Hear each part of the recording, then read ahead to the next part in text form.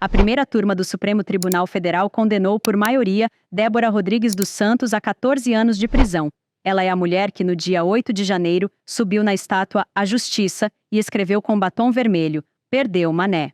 O caso ganhou visibilidade internacional, mas agora passa a simbolizar outro momento, o início da responsabilização penal pelos ataques às instituições.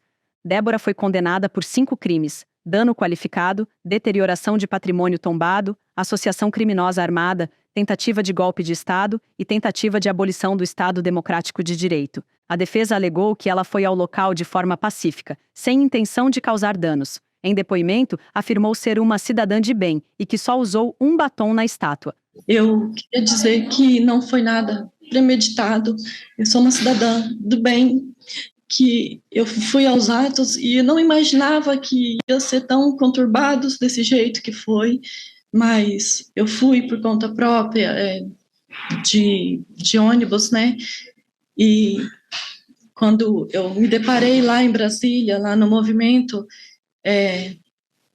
eu não fazia ideia do bem financeiro e do bem simbólico daquela estátua. Quando eu estava lá, já tinha uma pessoa fazendo a pichação, e ele faltou talvez um pouco de malícia da minha parte, porque ele começou a escrita e ele falou assim: eu tenho a letra muito feia, moça, você pode me ajudar a escrever? E aí eu continuei fazendo a escrita da frase dita pelo ministro Barroso, e eu, de fato, não sabia, eu não adentrei em nenhum dos prédios da STF, nem do Congresso, nem da Casa do Planalto, em nenhum dos lugares, eu só fiquei naquela praça. Eu estava tirando fotos, porque eu nunca tinha ido a Brasília, e eu achei os prédios de fato muito bonitos, e foi por isso que eu estava lá tirando fotos, e apareceu esse indivíduo que eu nunca vi na vida, e falando isso para mim, e eu caí nessas falas dele, mas eu nunca fiz nada de ilícito na minha vida. Então eu queria pedir, assim, de todo o coração, que se compadecesse de mim. Mas os elementos reunidos pela investigação foram decisivos. Imagens de câmeras, laudos da Polícia Federal e o próprio reconhecimento dos atos no depoimento. O julgamento foi decidido por 3-2. Alexandre de Moraes, Flávio Dino e Carmen Lúcia formaram a maioria para a pena de 14 anos em regime fechado. O ministro Cristiano Zanin votou por 11 anos de prisão. Já Luiz Fux defendeu uma pena de 1 ano e 6 meses. Eu confesso que, em determinadas ocasiões, eu me deparo com uma pena exacerbada. E foi por essa razão, ministro Alexandre, dando uma satisfação a Vossa Excelência, que eu pedi vista do caso, desse caso. Eu quero analisar o contexto em que essa senhora se encontrava. Eu quero analisar. Eu sei que Vossa Excelência tem a sua opinião, já exteriorizou. Nós julgamos sob violenta emoção após a verificação da tragédia do 8 de janeiro. Eu fui ao meu ex-gabinete, que a ministra Rosa era minha vice-presidente, e vi mesa queimada, papéis queimados. Mas eu acho que os juízes, na sua vida, têm sempre de refletir dos erros e dos acertos, até porque, como o ministro Dino, de uma certa forma, mais lúdica, destacou, os erros autenticam a nossa humanidade. Debaixo da toga bate o coração de um homem. Então, é preciso que nós também tenhamos essa capacidade de refletir e que muitas vezes aqui é utilizado como evoluir o pensamento.